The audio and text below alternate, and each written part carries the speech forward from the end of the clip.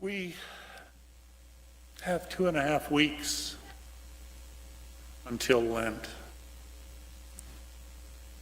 but I can't wait that long.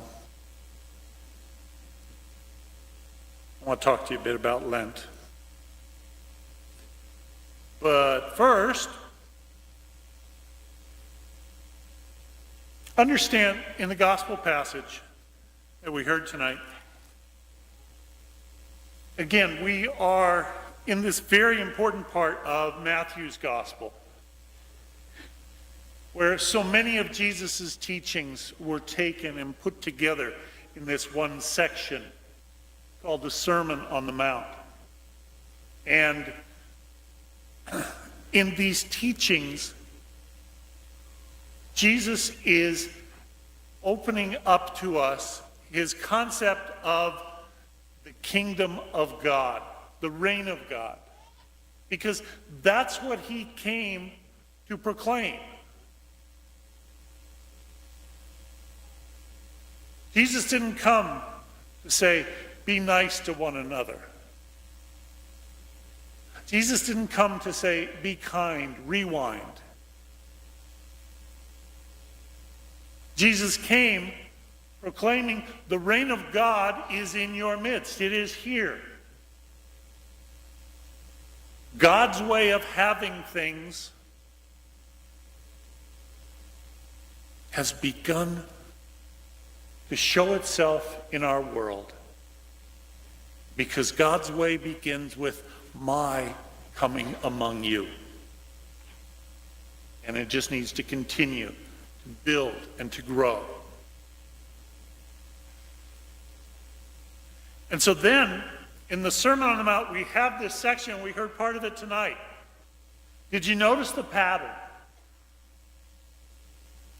Jesus said, you have heard it said, and then he would quote some passage of the Jewish law that they were all familiar with.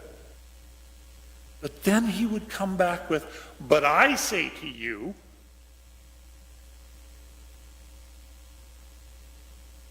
this.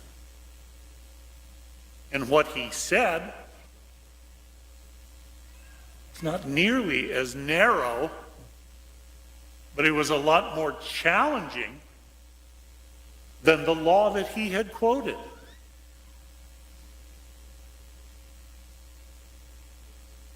You've heard it was said to your ancestors, you shall not kill. Whoever kills will be liable to judgment. You wouldn't believe the number of times in confession people have come in and started out with, well, I didn't kill anybody. I rue the day that somebody comes in and starts off with, well, I killed somebody. But Jesus says, no, that's not good enough. Just because you didn't kill anybody. That's what the law said. But if you're going to truly understand the kingdom, you got to understand that much more is required of it. You can't even allow yourself to be comfortable in your anger with somebody else. Your heart has to be such that you have to be trying to make that right, always. You shall not commit adultery, but I say to you,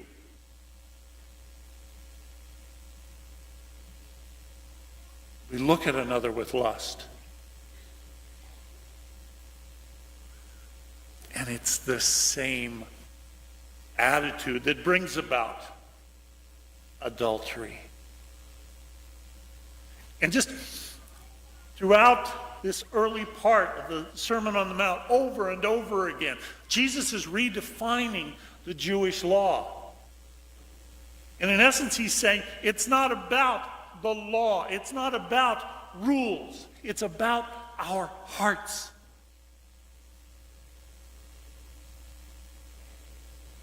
It's about always seeking something deeper.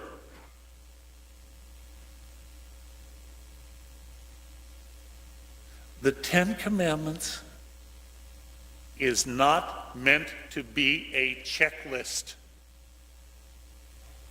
Okay, well, I've done that. That's good enough. Well, yeah, okay. No, that's fine. I'm good enough. No.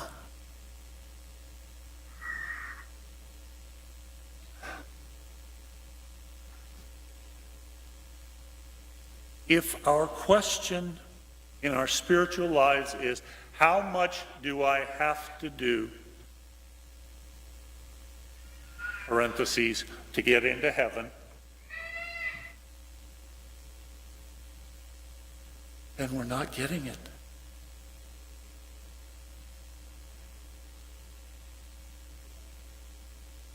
Got to go deeper, always deeper.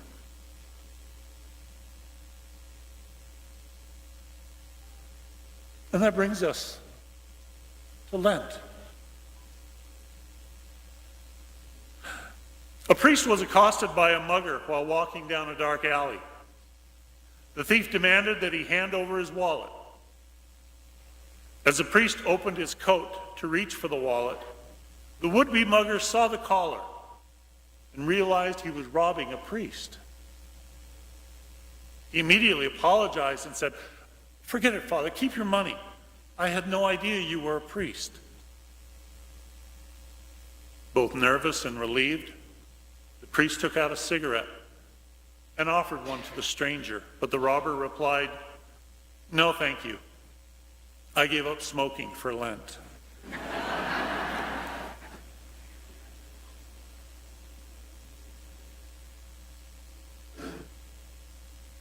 In that story, can we see a little bit of the inconsistency that we can get caught up in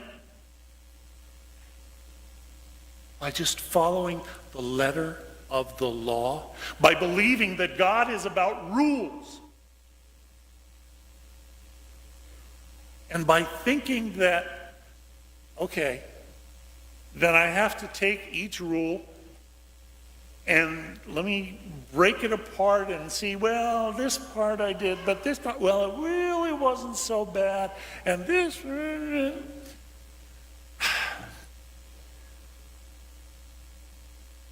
Unfortunately, the church has turned us into a bunch of, this is my own term, church lawyers, because we keep looking for the loopholes. We keep searching for what's the minimum.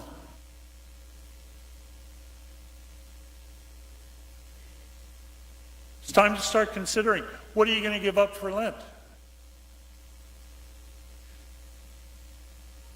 And after 63 years of Catholicism, almost 37 years of priesthood, I finally came up with the answer, the good answer for that.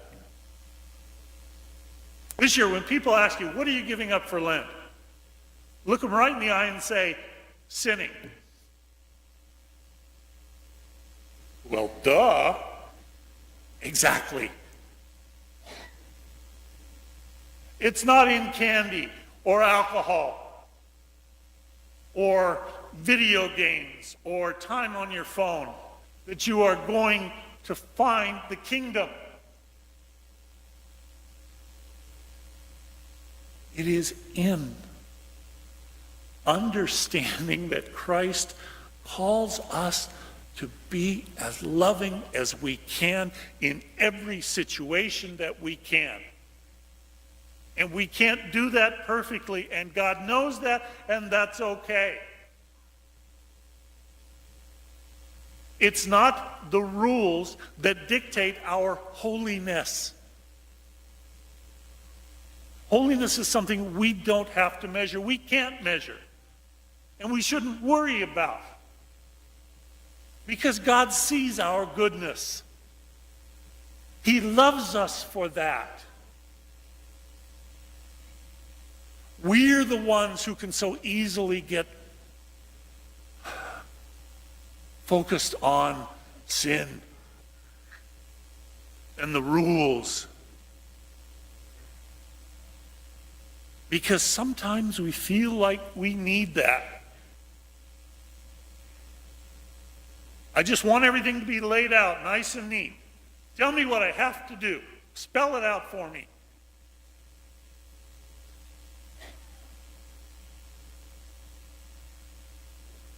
Jesus warned against that. In the gospel. Unless your holiness goes deeper than that of the scribes and the Pharisees, those who are experts in the law, you won't have a clue as to what the kingdom is meant to be about. And the role that each of us has to play in that.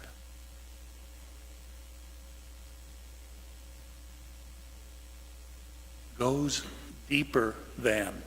We've got to make sure that our faith is not shallow because of the law or because of the rules.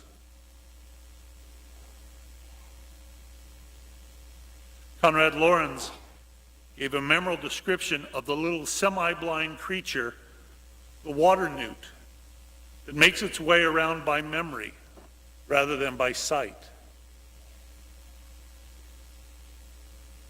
How many for us this Lent is going to be that? We go through the motions again as we have done in the past. We come through it. We say, thank God that's over. But it hasn't had any more effect on us than in past years.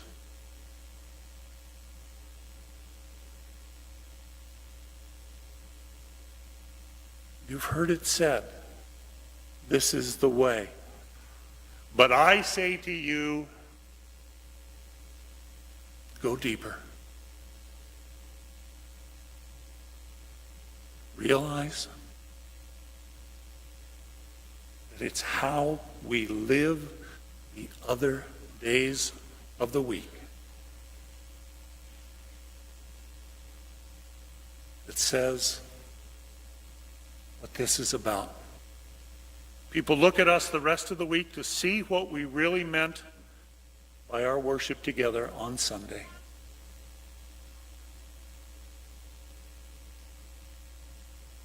Why are we here? We're here because we have been called to build God's kingdom. And we get the strength, and we get the support to go out from here and do that.